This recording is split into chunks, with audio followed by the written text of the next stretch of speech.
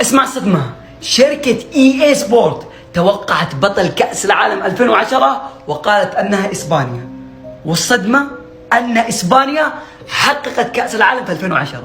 وفي كأس العالم 2014 توقعت EA سبورت أن ألمانيا بطلة كأس العالم، والصدمة أن ألمانيا حققت بطولة كأس العالم في سنة 2014. وفي سنة 2018 شركة EA سبورت توقعت أن فرنسا هي بطلة كأس العالم، والصدمة أن فرنسا حققت بطولة كأس العالم في سنة 2018.